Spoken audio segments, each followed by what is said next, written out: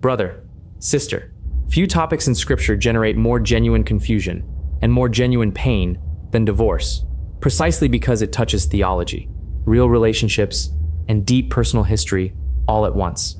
Sincere, Bible-believing Christians have studied the exact same passages for centuries and landed in genuinely different places, which means this isn't a topic where confident oversimplification actually serves anyone well.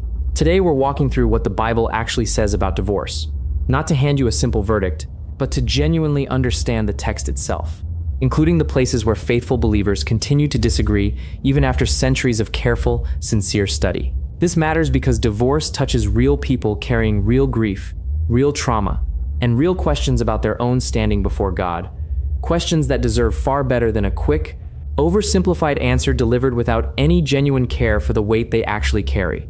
Careless answers here cause genuine harm. Stay with me.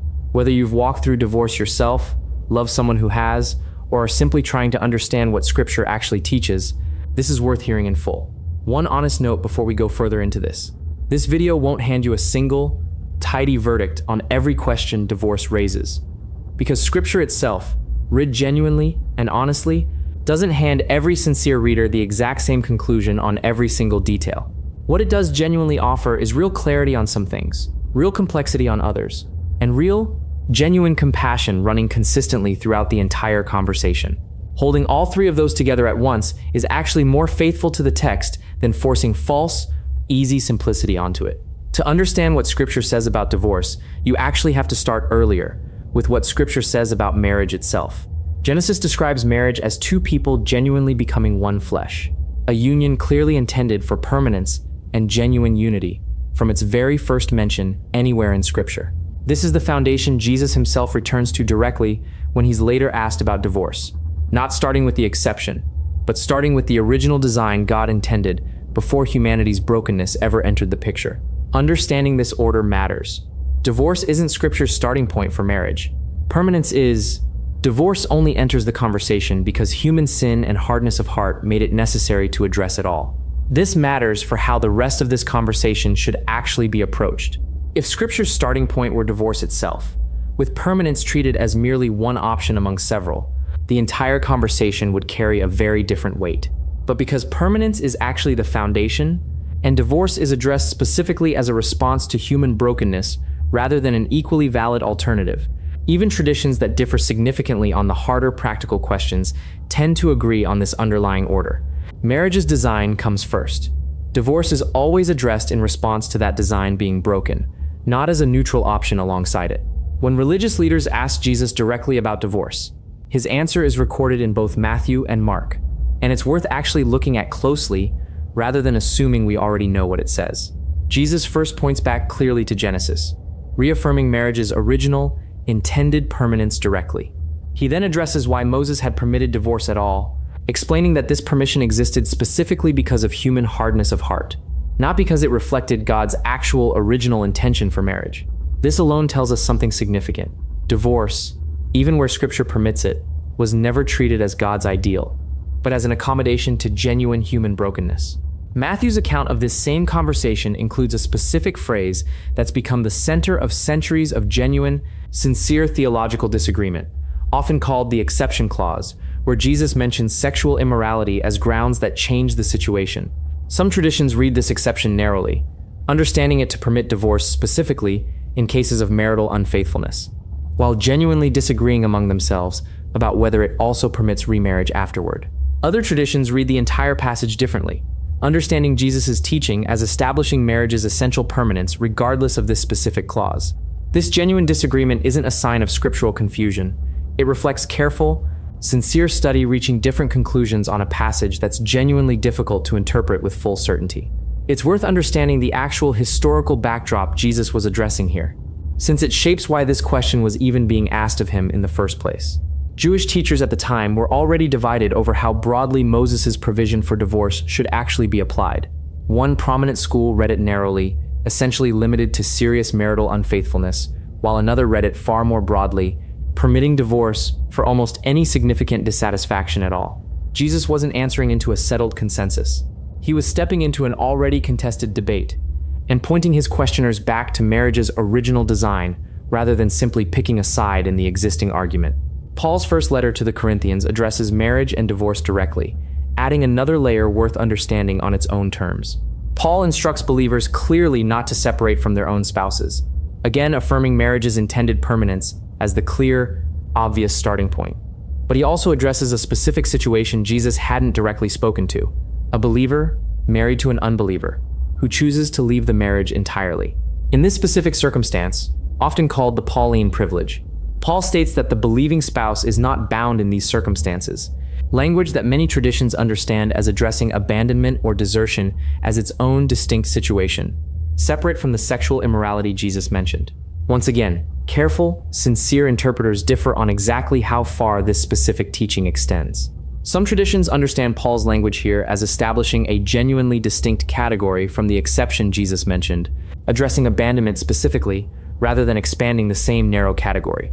Others read Paul as offering a broader principle, that a believer isn't permanently bound to preserve a marriage an unwilling spouse has already effectively ended through abandonment, which some traditions then apply, by extension, to other situations involving comparably serious breaches of the marriage covenant.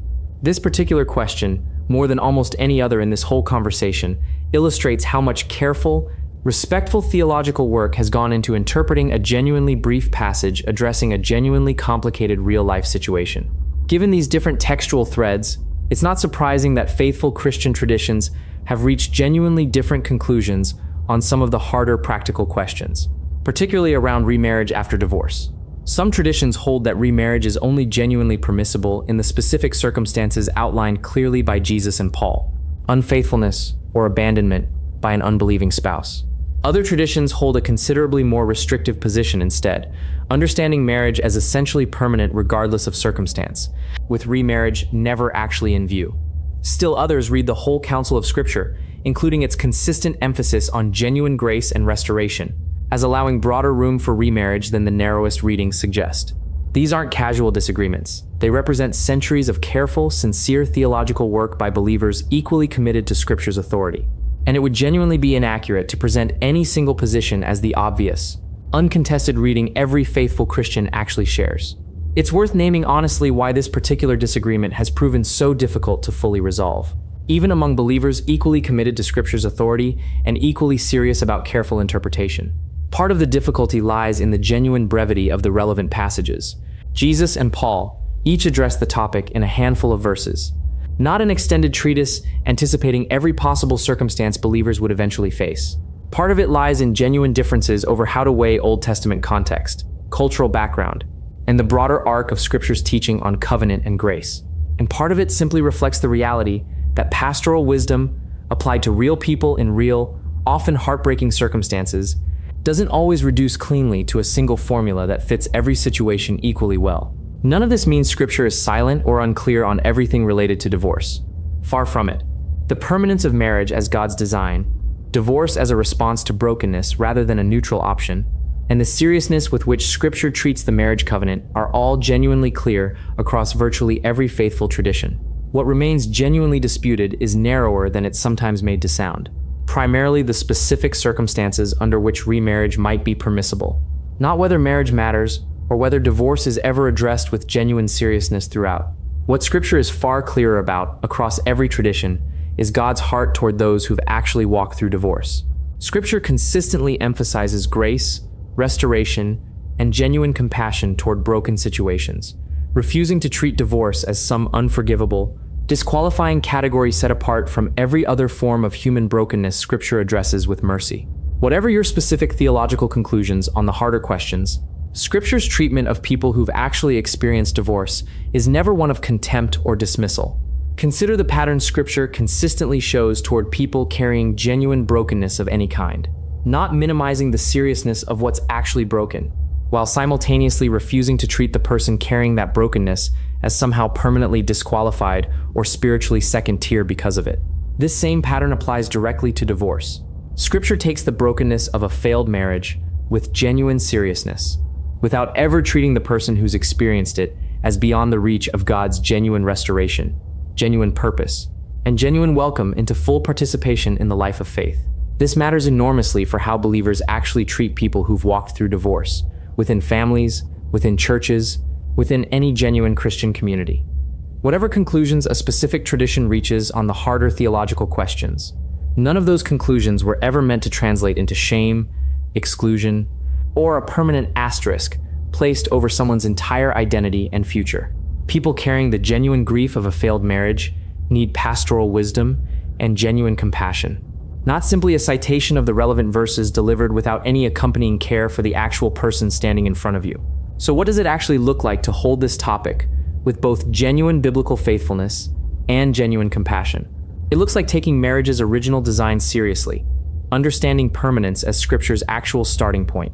It looks like engaging Jesus's and Paul's specific teaching honestly, rather than flattening it into an oversimplified verdict. It looks like acknowledging genuine, sincere disagreement among faithful believers on the harder practical questions, rather than pretending certainty that doesn't actually exist.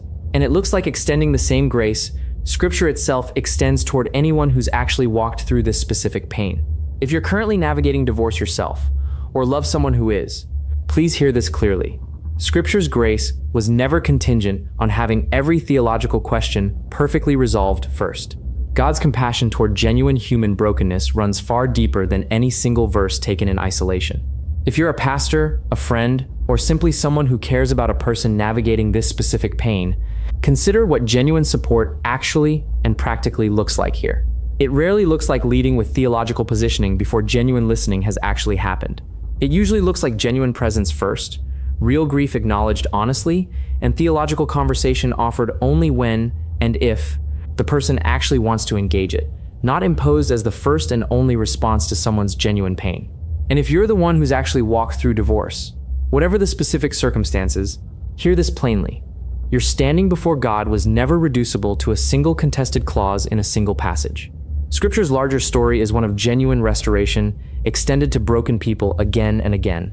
And that story includes you, fully, regardless of which specific theological tradition's conclusions you find most convincing on the harder questions this topic inevitably raises.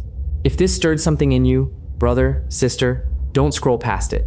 Subscribe to Biblical Warning now, and let's keep examining these hidden places together, one warning at a time.